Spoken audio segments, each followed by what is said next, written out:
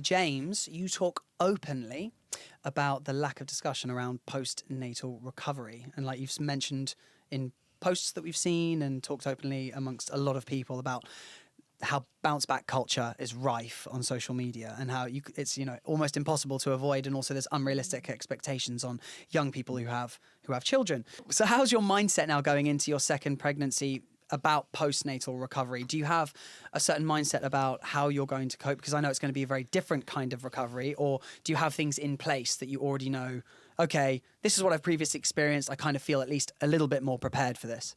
Yeah, so postnatal recovery, it actually makes me so cross that the only narrative around it seems to be, will you lose the baby weight or not?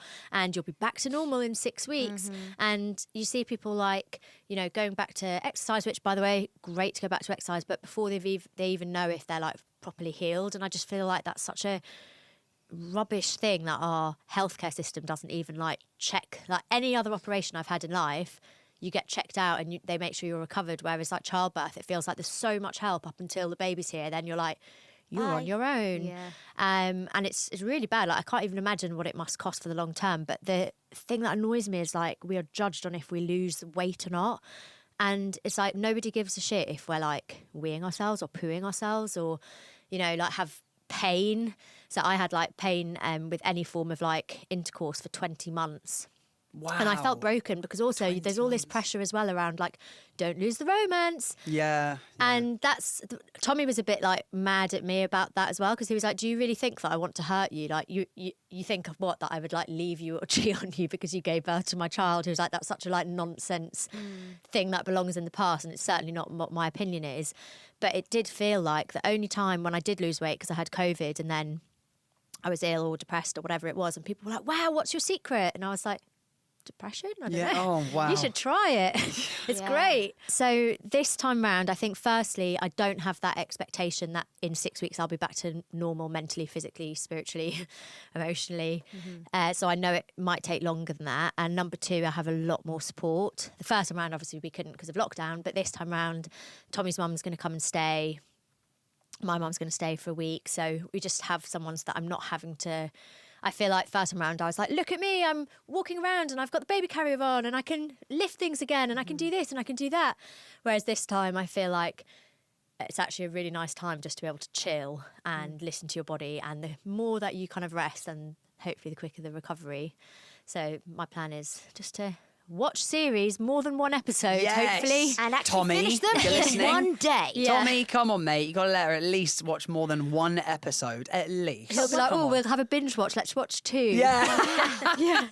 You know what, though? I find it bizarre how the doctors don't check for ab separation, because I was worried. I was having sleepless nights over whether my abs would ever come back together. I even bought one of those waistbands, those stupid freaking waistbands, to put back together. I mean, it's still not back. My belly button is still an outie, and it will forever be. And I can still get 3 fingers in between that part there. But why don't they check? Why isn't that part of our NHS to check our abs? Because at the same time, your abs are separating to make room for your baby. We should be able to check that, and down below as well. The only time I think that the doctors had asked whether I was okay down below was after childbirth. I actually love the term down below, because I just think it's so funny. Because imagine if we said about our arms the over there's, or I don't know, it's just The upper bubs. yeah, yeah. How's your upper bubs? Yeah. Yeah, it's so funny, but you're right. It's just and I think because it's such a taboo, and this is why I talk about it, because lots of us don't want to admit whether it's incontinence or prolapses or whatever it should be, and also people often don't want to hear it. But then the problem is we're suffering in silence, be that with pain or the embarrassment of not knowing if you can do a DJ gig without weeing yourself or whatever it might be. And I think the reason that they've got away with such poor women's health for so long, be it the menopause or endometriosis or whatever it might be, is because we're too embarrassed to talk about it, or we feel like we're the only ones. And actually it's an absolute outrage, because also even from, I'm no businessman or economist, neither is anyone in our government, but surely it makes more sense to fix the issues now rather than pay for it later. Yeah. I've always said this: fix it right at the beginning, otherwise you're going to have so many other problems down the line. It's like that pothole. Gets bigger and bigger and bigger and bigger. Just fix the one that destroyed our car that's now in the shop. Yeah. You know, we were talking about flat tyres. We got home and had a flat tyre. Potholes are just so annoying though, because it's like, what? And then you see all the like patchwork on the road, and you're like, just surely in this day and age, if we know that potholes are caused by, I don't know, what is it, weather? Can't we just make, I think it's like the rain and then the sun and then the cold. Surely there's a better material out there. There's a guy in Manchester who used to go round to all the potholes on the floor and used to draw dicks on them so that it would force the council to do something about them, because they would have to go and at least like remove it. And he called himself Wanksy. Well, I know what I'm doing in my maternity leave. There you go. No, I honestly think, because I even said to Bart, I was like, can we go to the council and actually send them the bill for the tyre that we've changed, the crack on the actual wheel that we have to change now? Because it's costing us, I think it's cost us $1,500 so far. We've been carless for like 2 days as well, which can, you know, be a huge impact in our lives, be it, you know, if something goes wrong with Rocket and we're calling taxis or something to try and get somewhere. I actually fell in a pothole, the pram tipped, and me and Al fell onto the road. Yeah. Did you hear that Rod Stewart actually took it into his own hands and he started fixing potholes around his house? Yeah. Did he? Google it. Of all people as well, Rod Stewart. What a Good ledge. man. Good man. So we have a segment on our show called Besties with Oh, it's Brit. the best part. It's the best part of the podcast. I allowed Jamie to have this section of the podcast. Have you noticed he's the presenter of the podcast? Jamie has quite an unhealthy obsession with Britney Spears. It's not an unhealthy obsession. Kind of is, but you know, she loves Britney Spears. Been a huge fan since she was very, very young. And Jamie kind of keeps her ear to the ground about everything that's happening in the life of Britney Spears. And Britney's obviously had a very detrimental few years, given the conservatorship that she's gone through and the media suffering that she's had to go through, the scrutiny. And we kind of, in a way, want to do a little bit of digging from someone who's, you know, been in the media a fair amount in this country. Have you been either the target of, or have you suffered from the media twisting stories, fabricating things about you? Has that had a detrimental effect on you personally? And because I personally, you know, who knows what's true and what's not true? I mean, 90% of it's not true, I can imagine, ever in that newspaper who shall not be named. But yeah, what's your experience been like? I mean, obviously, I'm in no way on Britney Spears level, and I can only imagine actually how hard it is on like her or Meghan Markle or any of the kind of, you know, big names. I was friends with Caroline Flack, who obviously had it in a big way, so I can sense how bad it can be when you have that sort of level of fame and notoriety, and how savage it is. On my level, yes, I've had it and I find it really hard. And one really good example of that is there is an article in, not the one that shall not be named, but equally as awful, The Sun.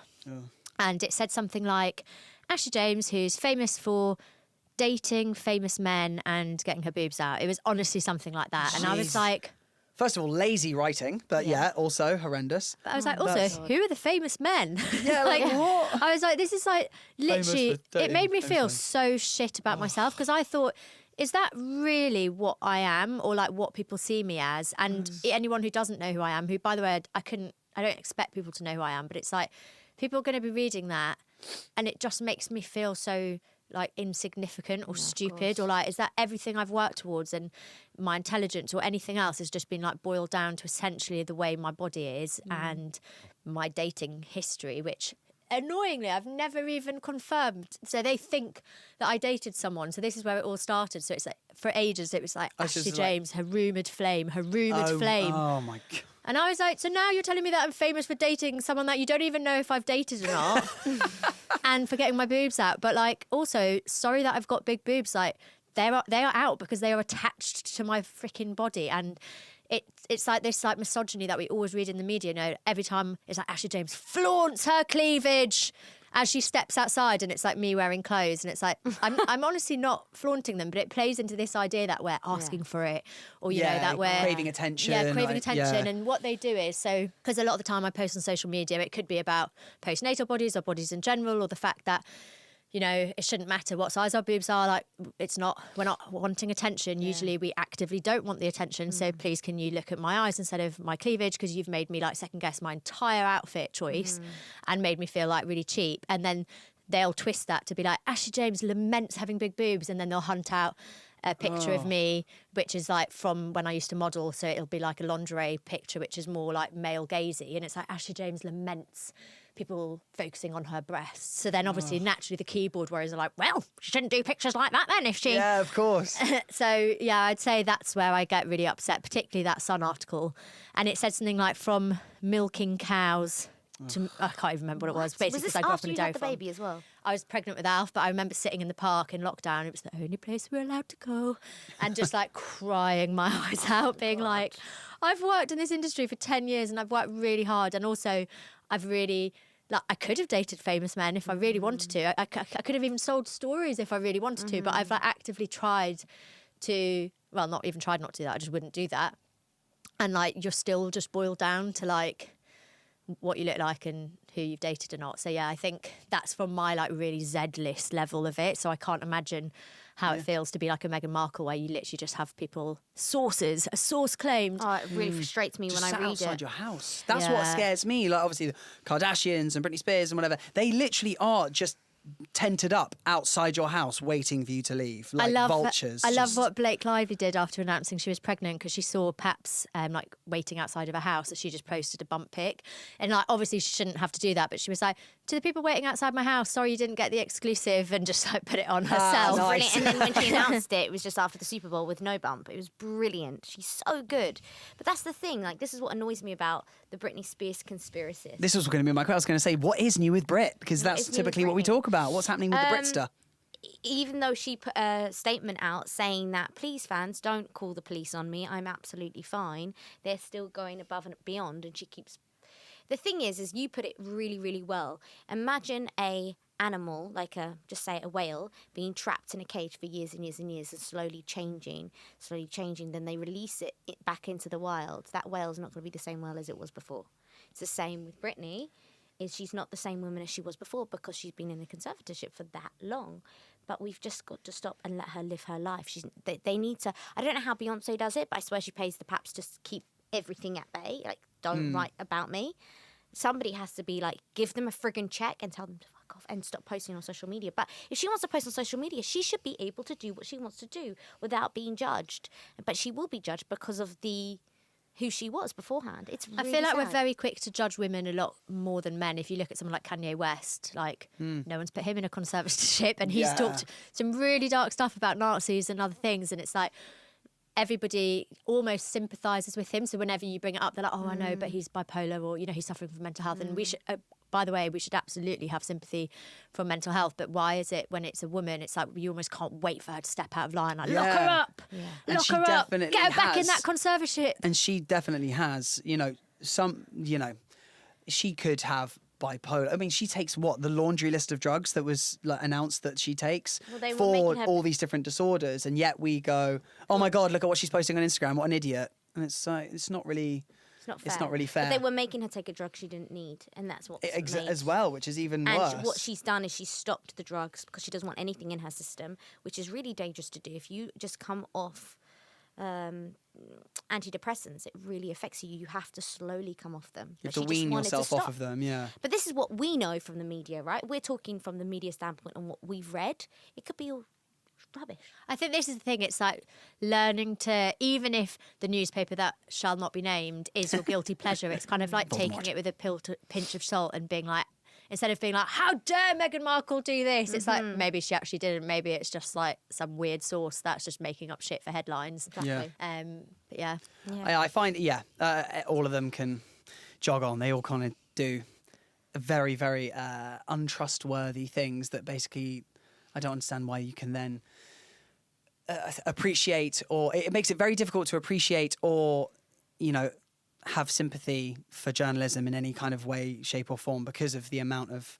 negativity that they throw out there, because people are more likely to react and interact with negativity online, especially. So they're just feeding you negativity because it gets people talking. So there's just like no positive news stories out there, and it's so few and far between that it slips through the cracks because there's so much overwhelming negativity that they're either piling on you or they're just trying to, you know, grasp at straws to find something negative about Meghan Markle, about Britney, about whoever they can to shove in your face. Do you know what's really restored my faith in journalists, though? I've got really into crime podcasts, mainly because Tommy will only watch one episode at night. Tommy. So then I have to put my headphones in, and I started listening to the I'm Not a Monster podcast. So the first one's about an American woman who ended up joining ISIS with her kids, and the second one's about Shamima Begum.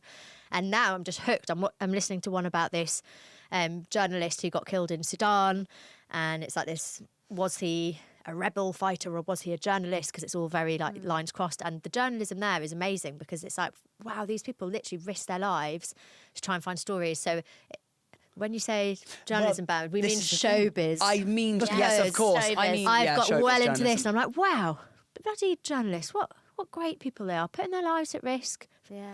And also giving us a great story on a podcast. Yeah. There you go. Exactly. I stand corrected. I'll give myself a miniature slap on the wrist because I did mean showbiz, but I should have stated. We actually have a final segment that we love doing. No, I'm joking. What am I talking about? That's not a segment that we've done before. Which one? Oh my God, this is a new one. Which one? Poo. Ah, you added this. He loves poo. He loves talking about No, poo. I thought that we'd like to talk about Ash. Oh my Ashley's God. poo. Yeah, Ashley's. Alfie's poo. I thought that we Don't would you want love. to talk about Alfie's poo either, We're babe? going to swap stories, Ashley, because being parents, we deal gosh. with poo a lot of the time. And I know it sounds horrendous, but, you know, I've made partially made a living now off of changing nappies on TikTok. Go figure. So this is something that we do on a day-to-day basis as parents. We see it. We become immune to it. The sights, the sounds, the smells. So one thing I would like am not to... immune. One thing, my nostrils, I think, are singed at this point. Oh, so, God. you know, the other day, it is what it is. I mean, this morning was, you saw everything that he ate the day before. Thanks, babe. Yeah, everyone wants to know this. So what I will say is we are going to swap stories, and what I'm going to tell you is what is the most horrendous poo story you have of Alfie's, and to give you a little bit of time to mull over this and think about it, I'll divulge into one that we had fairly recently. Please do. And if you don't want to say it, please don't feel obligated to actually have to divulge this information because this is new to me too, really. Well, in the first 3 weeks of January, we took a trip to Indonesia. I had a job in Jakarta, the capital, and then we went to Bali for 2 weeks. Now, Bali belly is quite a typical thing. We were very fortunate that Rocket did not get Bali belly while we were there. However, we took him to a restaurant, and most restaurants there are pretty well equipped for children, I will say. Hats off to them. And in this particular restaurant, they provided us with a high chair, which was fantastic. High chair did not have a belt on the high chair. So instead, we used their sofa cushions in order to wedge him into the high chair so that he couldn't just stand up, crawl out of the high chair and do a nosedive. So what we decided to do was wedge him in with those pillows. Everything was fine and dandy. We ordered food. We ate our food. And then upon eating our food, I thought, I better check Rocket. Because, you know, we just haven't in a while. Let me have a little sniff. I went to lean over just to have a quick look. And lo and behold, a shit explosion had gone out of his nappy, up his back, and all over the pillows of the restaurant that we had gone into. So I had to very quickly and stealthily remove him from said high chair, plant the pillows face down so that you couldn't see the shit stains on the pillows, and run and fireman carry him to the other side of the room into the bathroom, put him on the floor while he screamed the house down. And I had to throw his outfit away. It was that covered in turds. So, Ashley James, so that is my poo story. Now, Ashley, I hope you've tuned one up and you've got one on the first tee and ready to smack it down the fairway, as I would say in golf terminology. What's yours? God, it's really hard to narrow down a poo story, isn't it? There's so many to pick from. But I would say the most recent is just the other day. So weirdly, my only thing that makes me sick in this pregnancy is poo. Like the smell of it. Oh, no. So I normally try to wait. It doesn't matter how long I have to wait for Tommy. I will wait for him. But he wasn't back at this point, and Alf had done a poo, and I was kind of waiting for Tommy. He was at the gym. It was first thing in the morning. So Alf was just bombing around in his room. And honestly, I just can't explain it. The smell of it makes me gag. But if I were to try and change it, it would be projectile vomit. And there's been a lot of situations in pregnancy where I've had to run to the loo, projectile vomit, but I've just had to leave Alf with poo all over him. So it gets messy. Seriously, So this is like, actually a that's thing. bad. Like, that's bad, yeah. So this specific time, we were in his bedroom and he's never done this before, but he went to like itch his bum in his nappy, but there was a poo in there. So then he came out with poo fingers and he's in like his beautiful bedroom. And I was like, no, Alfie, no. Literally just like poo smears everywhere. So I was trying to find the wet wipes, but he also hates being wiped. Like his fingers, his hands, his face, like everything. So Tommy just arrived to me, like trying not to project our vomit. Poo literally like smeared hands everywhere, and he was like, "Would you like me to get this one?" And I was like, "Yes, please." A quivering mess in the corner, just being like, please sort it out. Wow. You're just in the corner, like recoiled in horror. I hope Alfie's it goes. running around like, yeah. Listening to you introduce it, being like, we're immune to the smell, and I was like, are we? I just like my nostrils are just like the hair in my nostrils is like singed off. The amount of absolute kamikaze turds that have come out of his thing, ass. though, I think. That I've had a lot of pregnant women cannot deal with the smell. Yeah, because like you get naturally you more get aversions, sensitive. don't you? You get aversions to whatever chicken or tuna or olives, or loads of people have different aversions to, I think, different foods and smells. But I can imagine poo. Just... I mean, I feel like everyone should have a bit of an aversion to poo. Oh, of course I do. I don't It'd be enjoy weird it. if anyone was like, Yeah, I love that smell. I just, like it's- baked bread. I kind of just go into poo mode, and I'm like, right, let's get you up, boom, boom, boom, and it's almost like I don't think about it. Sometimes I find you quite rough with him because you're doing so fast. Because And I'm he's like, a warrior. Please be careful. And he's like, the whole time. Because I'm like, if I'm not assertive and I'm like, right, get the legs, right, lift the legs up, right, sort this out. It gives him, if I'm floaty with it, he'll just start grabbing his junk and it's covered in poo, or I he'll hate it start when he does that. he'll start like alligator Spinning. rolling, and Yeah. you're like, no, don't roll over, and you're trying to stop him. So if I'm like assertive with him, I'm not rough, I'm just assertive to be like, stay there, don't move. You just have to 'cause I'm hand them gonna- an item in the hand, and then they can play with it. Because honestly, it's a two-person job now. It really has become a two-person job. These nappy change videos have slowly like They've become diminished. hard. Because he'll see the camera, he's like obsessed with the camera, so he goes to grab the camera, and you're like, oh my god! And then if he's touched his pooey willy, he's got shit on his fingers, and it's oh my god. Yeah, I know. I'm intrigued to. It's going to be a whole different ball game with Too. changing a girl. Yes. I know. White, Easier or white front harder? to Have you back. got a name yet? Yeah. Have you announced it? No, and do you know why? Because we had a name, a lovely name, told friends and family, and Tommy's brother decided to be like, No. sounds a bit like a porn star. Oh! Do not tell someone who's about to become a dad girl for the first time that the name we picked sounds like a porn star. And it annoyed me because then obviously the name was like ruined, and it wasn't. I even Googled like, is this a porn star name? Because I was like, if there is a legitimate porn star, if she was going to be called Bella Blue, I like it. Isabella Blue, Okay. Bella Blue. Yeah. I like names that they could be a rock that's star, really but they could be a lawyer. So Yeah. like Alfie Rivers. So I feel like Alfie Rivers is Alfie quite cool. Rivers. Yeah, Bella Blue, but she could be Isabella Blue anyway. Ruined it. So now I'm not telling anyone, including you, Don't, because I yeah. don't want to Good for hear you. anything bad No, about you know her what? That's a name. very smart decision because we were the same as Rocket. Obviously, it's very unusual. And people, I told my dad, and he went, I knew a Rocket. He was an absolute arsehole. And I was like, Thanks, Dad. I'm sorry, you knew a Rocket?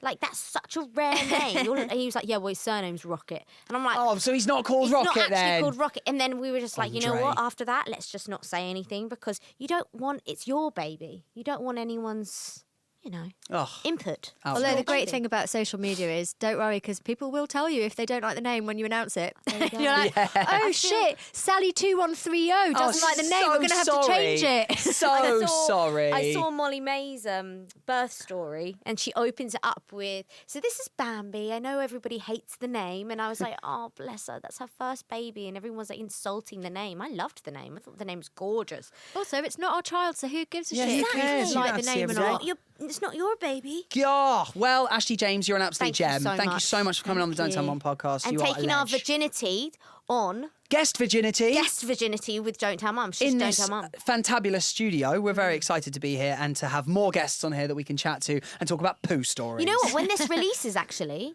you would have had your baby. Yeah. Dun, dun, dun. So you guys have the scope. Or You guys will know the name of the baby before we even release this episode. Let's leave it there. Ashley, you're a legend. Thank you so much. I will see you soon. Thank you. Shh. Don't